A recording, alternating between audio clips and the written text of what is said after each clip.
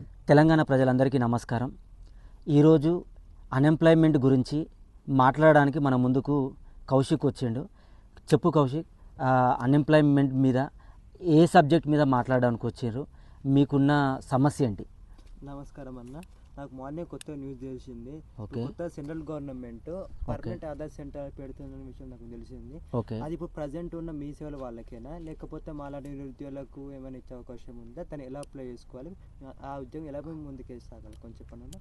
Okay, ఇప్పుడున్న major సమస్య ఇది. వాస్తవానికి ఈ యొక్క సమస్య గురించి నేను ఇంతకు ముందు కూడా మాట్లాడదామని అనుకున్నా. కాకపోతే అన్ఎంప్లాయ్మెంట్ నుంచి ఎవరన్నా ఒకరు ముందుకు వచ్చి ఈ అంశాన్ని లేవనెత్తి మాకెందుకు ఈ ఆధార్ సెంటర్లు రావట్లేదు, ఇప్పుడు ఉన్న మీ సేవ వాళ్ళకే ఈ ఆధార్ సెంటర్లు ఎందుకు ఇస్తున్నారు అని వాళ్ళ నుంచి రావాలనే కొన్ని రోజులకెళ్ళి నేను వెయిట్ చేస్తున్నా. మంచి అంశం మీద మన కౌశిక్ వచ్చిండు. యాక్చువల్గా ఈ పర్మనెంట్ ఆధార్ సెంటర్లు అనేది సెంట్రల్ గవర్నమెంట్ స్టేట్ గవర్నమెంట్కు అప్పచెప్పింది. ఈ స్టేట్ గవర్నమెంట్లో కూడా మనకి ఆధార్ సెంటర్లల్లో రెండు విధాలు ఉన్నది. ఒకటేమో కాంట్రాక్ట్ బేస్ ఉన్న ఆధార్ సెంటర్లు, ఒకటేమో పర్మనెంట్ ఆధార్ సెంటర్లు. ఈ కాంట్రాక్ట్ బేస్ మీద ఉన్న ఆధార్ సెంటర్లు ఏవైతున్నాయో స్కూళ్ళల్లో, ఇది మన గవర్నమెంట్ స్కూళ్ళల్లో, బ్యాంకులలో మరియు పోస్ట్ ఆఫీసులలో ఈ మూడిట్లలో ఉన్నది. ఈ పర్మనెంట్ ఆధార్ సెంటర్ అనేది సపరేటు. ఈ మూడు ఏవైతే ఇప్పుడు నేను చెప్పిన పోస్ట్ ఆఫీసు, గవర్నమెంట్ స్కూలు, మరి ఒకటి బ్యాంక్, మరి బ్యాంక్ సంబంధించిన ఆధార్ సెంటర్లు అనేది కాంట్రాక్ట్ బేస్ ఆధార్ సెంటర్లు. అది 2 సంవత్సరాలే ఉండొచ్చు, 3 సంవత్సరాలే ఉండొచ్చు, లేదా 2 సంవత్సరాలు కూడా క్లోజ్ కావచ్చు. కానీ కొన్ని ఆధార్ సెంటర్లు అనేది పర్మనెంట్ ఆధార్ సెంటర్లు కూడా ఉన్నాయి. ఇక్కడ మన యొక్క దౌర్భాగ్యం ఏందనంటే, స్టేట్ గవర్నమెంట్ ఏదైతే పర్మనెంట్ ఆధార్ సెంటర్లు ఇస్తున్నారో మరి ఎందుకు ఈ కాంట్రాక్ట్ బేస్ ఆధార్ సెంటర్లు ఇస్తున్నారు అనేది అదొక అంశం ప్రతి ఒక్కరి దగ్గర అర్థం కాని విషయమే. ఎందుకనంటే ఇస్తేనా పర్మనెంట్ ఆధార్ సెంటర్ ఇవ్వాలి, లేదా కాంట్రాక్ట్ బేస్ ఆధార్ సెంటర్ అని ఇవ్వాలి. ఇప్పుడు కాంట్రాక్ట్ బేస్ ఆధార్ సెంటర్ ఇచ్చుకుంటూ పర్మనెంట్ ఆధార్ సెంటర్ కూడా ఇస్తాను. ఈ కాంట్రాక్ట్ బేస్ ఆధార్ సెంటర్లు అనేది మన స్టేట్ గవర్నమెంటే ఒక 2-3 కంపెనీలకు ఇచ్చింది. ఏది వీరాన్స్ కంపెనీ అని ఒకటి, బోట్రాని కంపెనీ అని ఒకటి, ఈ 2 కంపెనీలకు ఇచ్చింది. దీంట్లో ఇంకొకటి బ్యాడ్ ఇష్యూ ఏందనంటే, మన తెలంగాణ స్టేట్లో చాలా మంది నిరుద్యోగులు ఉన్నారు. ఇప్పుడు రేవంత్ రెడ్డి అన్న కాంగ్రెస్ ప్రభుత్వం రాకముందు 2 లక్షల ఉద్యోగాలు ఇస్తా అని చెప్పేసి అన్నాడు. ఈ 2 లక్షల ఉద్యోగాలల్లో ఇప్పుడు రేవంత్ రెడ్డి గారు ఈ మధ్య కాలంలో 60,000 ఉద్యోగాలు ఇచ్చిలని అన్నారు. అంటే ఇంకొక 40,000 ఉద్యోగాలు అయితే ఖాళీగా ఉన్నాయి కదా. ఓకే, అది పక్కన పెడితే ఈ 40,000 ఉద్యోగాలే ఖాళీగా ఉన్నాయని అనుకుందాం. 60,000 ఉద్యోగాలు పూర్తి చేసి అనుకుందాం. ఇప్పుడు ఆల్రెడీ పర్మనెంట్ ఆధార్ సెంటర్లు ఇచ్చిన వాళ్ళకే, మీ సేవలు ఇచ్చిన వాళ్ళకే ఆధార్ సెంటర్లు మళ్ళీ ఎందుకు ఇవ్వాలి అంటే, ఇది ప్రజలకు తెలుస్తలేదా, లేదు అని అంటే ఇది కావాలని జరుగుతుందా, ఇది ఎట్లా జరుగుతుంది అనేది ఇది ఎవరికి కూడా అంతు చిక్కని విషయం. ఎందుకనంటే పర్మనెంట్ ఆధార్ సెంటరు మన గ్రామంలో, ఎగ్జాంపుల్ మన గ్రామంలో ఉంది అని అంటే అది తప్పనిసరిగా నోటిఫికేషన్ ఇవ్వాలి. దీని మీద స్టేట్ గవర్నమెంట్ ఎందుకు అవగాహన కల్పిస్తలేదు, ఇది ఒక పెద్ద ప్రశ్న. ఇంకోటి, ఈ ఆధార్ సెంటర్లు ఎవరైతే ఇన్ఛార్జ్ ఉన్నారో ప్రతి గ్రామంలో ఇప్పుడు కొత్తగా గ్రామ పంచాయతీ సర్పంచ్ ఎన్నుకోబడ్డారు, కార్యదర్శి కూడా ఉన్నారు, ఎంపీడీఓ గారు ఉన్నారు, ఎంపీబీ గారు ఉంటారు, వీళ్ళందరూ ఉంటారు. వీళ్ళు సరైన అవగాహన ప్రజలకు కల్పించాలి. నిరుద్యోగ యువత ఎంతమంది అయితే ఉన్నారో వాళ్ళందరినీ పిలిపించి పర్మనెంట్ ఆధార్ సెంటర్ అనేది ఉంది, దీనికి ఒక ఎగ్జామ్ ఉంటుంది, ఈ ఎగ్జామ్ మనం ఈఏ ద్వారా అప్లికేషన్ మనము పెట్టుకోవాలి. దానికి UIDAI అనేది ఒక ఎగ్జామ్ ఉంటుంది. ఆ ఎగ్జామ్లో పాస్ అయితే మనకు ఆధార్ సూపర్వైజర్ సర్టిఫికేట్ అనేది వస్తుంది. దీని ద్వారా మాత్రమే మనం ఆధార్ సెంటర్ తీసుకోగలుగుతాం.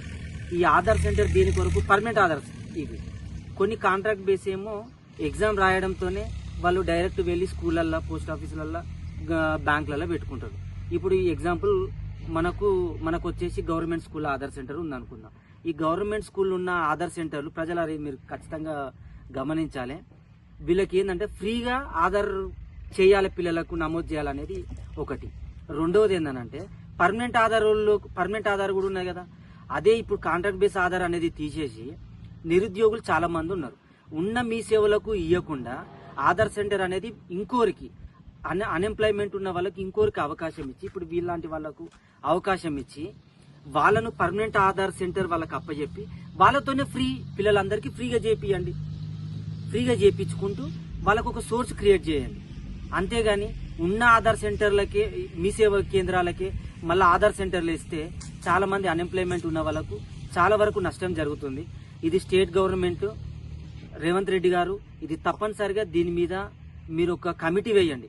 కమిటీ వేసి మన స్టేట్ వైజ్లా మన భారతదేశంలో ఆల్మోస్ట్ ఒక 65,000 ఆధార్ సెంటర్లు ఉన్నాయని అనుకుంటున్నాను నేనైతే. దీంట్లో భాగంగా విలేజ్లకు ఎన్ని ఇస్తారు? ఇప్పుడు ఎగ్జాంపుల్ ఒక గ్రామానికి 2 మీ సేవా కేంద్రాలు ఉన్నాయి. 2 మీ సేవా కేంద్రాలు ఉన్న వాళ్ళకి మళ్ళీ 2 ఆధార్ సెంటర్లు వస్తున్నాయి. ఎందుకు వాళ్ళకే ఇస్తాను? వాళ్ళకి ఇవ్వద్దు కదా. అన్ఎంప్లాయ్మెంట్ వాళ్ళు చాలా మంది ఉన్నారు, వాళ్ళకి ఇవ్వండి. ఇప్పుడు కొంతమంది మీ సేవ వాళ్ళు కూడా ఏం చేస్తున్నారు అంటే ఎంప్లాయ్మెంట్ అంటే ఇప్పుడు వాళ్ళ పేరు మీద ఉండకుండా వేరే వాళ్ళతో ఎగ్జామ్ రాపిచ్చి కూడా ఆధార్ సెంటర్లు తీసుకుంటున్నారు. అది ఎంతవరకు కరెక్ట్? ఇది కరెక్ట్ కాదు. దీనిపైన ఎమ్మెల్యే గారు కూడా స్పందించాలి. ఎందుకంటే మీ నియోజకవర్గంలో అనేక గ్రామాలు ఉన్నాయి.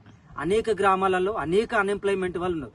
ఈ అన్ఎంప్లాయ్మెంట్ ఉన్న వాళ్ళందరికీ మీరు తప్పనిసరిగా ఒక సోర్స్ చూపెట్టాలంటే ఆధార్ పర్మనెంట్ అనేది ఒక మంచి అవకాశము. మన గ్రామాలల్లో అనేక గ్రామాలలో ఉన్న యువత, అన్ఎంప్లాయ్మెంట్ ఉన్న యువత, మీరందరూ ఈ ఆధార్ సెంటర్లు ఏ విధంగా నోటిఫికేషన్లు పడుతున్నాయి, దీన్ని ఏ విధంగా మనం అప్రోచ్ కావాలి, ఇది తప్పనిసరిగా తెలుసుకొని మీరు తప్పనిసరిగా ఈ యొక్క పర్మనెంట్ ఆధార్ అనేది అన్ఎంప్లాయ్మెంట్ ఉన్న వాళ్ళకి మాత్రమే ఇవ్వాలి. ఉన్న మీ సేవా కేంద్రాలకు మాత్రము ఎట్టి పరిస్థితుల్లో ఇవ్వకూడదు. ఎందుకంటే ఇలాంటి వాళ్ళు చాలా మంది చదువుకున్న వాళ్ళు ఉన్నారు. ఇలాంటి వాళ్ళకి ఇస్తే ఇప్పుడు మన గన్పూర్ నియోజకవర్గంలో కడియం శ్రేయ గారు ఉన్నారు. కడియం శ్రేయ గారికి ఒక మంచి పేరు వస్తుంది. ఎందుకు వస్తుంది? అరే మాకు అన్ఎంప్లాయ్మెంట్ వల్ల మేము ఉన్నాము, మాకు మా ఎమ్మెల్యే గారు మాకు ఒక దారి చూపెట్టిన అనేది ఒక మంచి మాట మీకు కూడా వస్తుంది. కాబట్టి ఎమ్మెల్యే గారు దీనిపైన ప్రత్యేకమైన శ్రద్ధ, ప్రత్యేకమైన కమిటీ వేసి అన్ఎంప్లాయ్మెంట్ ఉన్న వాళ్ళకు మాత్రమే ఈ సోర్సు కల్పించాలి. ఇది తప్పనిసరిగా చేయాలి. ఇది ఏ విధంగా చేస్తే బాగుంటుంది అనేది మీరే ప్రజలకు ఒక కమిటీ లాగా వేసి ముందుకు తీసుకురావాల్సిందిగా కోరుకుంటున్నా. మీకు ఇంకేమైనా దీంట్లో డౌట్లు ఉన్నాయా? అంటే ఇప్పుడు ప్రస్తుతం జరుగుతున్న సమస్య గురించే మేము మాట్లాడడానికి వచ్చినాము. ఇది ఎవరినో ఉద్దేశించో ఎవరినో టార్గెట్ చేయడానికో మాత్రం కాదు. ఇది ప్రజలందరూ వినియోగించుకోవాల్సింది. అన్ఎంప్లాయ్మెంట్ ఎవరైతే ఉన్నారో ప్రతి ఒక్కరికి ఇది వినియోగించుకోవడం కొరకే ఈ వీడియో చేయడం జరుగుతుంది. దీన్ని ఎవరిని ఉద్దేశించి చేసిన వీడియో మాత్రం కాదు. ఎవరు బాధపడకూడదు. ఎందుకనంటే ఇప్పుడు నేను ఒక అంశం లేవనెత్తిన, మీ సేవ ఉన్న వాళ్ళకే ఆధార్ సెంటర్ ఇస్తున్నారు అని. అంటే అది ప్రజలలో అవగాహన లేక మీరే మళ్ళీ దాని మీద ఎగ్జామ్ రాసి మీరు తీసుకుంటున్నారా, లేదు అని అంటే తెలిసి కూడా ఎవరు రాయడం లేదా అనేది ఇంతవరకు అయితే ఒక క్లారిటీ లేదు. ఈ వీడియో ద్వారానైనా అన్ఎంప్లాయ్మెంట్ ఉన్న వాళ్ళు తప్పనిసరిగా ఈ పర్మనెంట్ ఆధార్ సెంటర్లు ఎక్కడెక్కడ పడుతున్నాయి, ఎక్కడెక్కడ ఖాళీగా ఉన్నాయి, దానికి మేము ఏ విధంగా అప్లై చేసుకోవాలి, ఏ విధంగా మేము ముందుకు పోయి అప్రోచ్ కావాలి అని ఒక చిన్న అంశంతోనే వచ్చిన ఇది ప్రజల అందరికీ ఉపయోగపడుతుంది.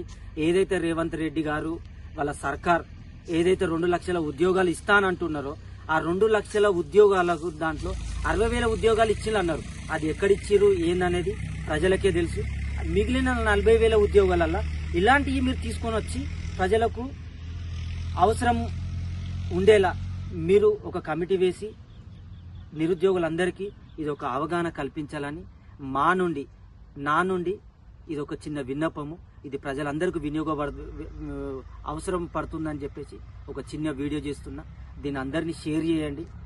ప్రతి ఒక్కరికి ఇది అర్థమయ్యేలా చెప్పండి. ఇది ఎవరిని వ్యతిరేకించడానికో నిందించడానికో మాత్రం కాదు.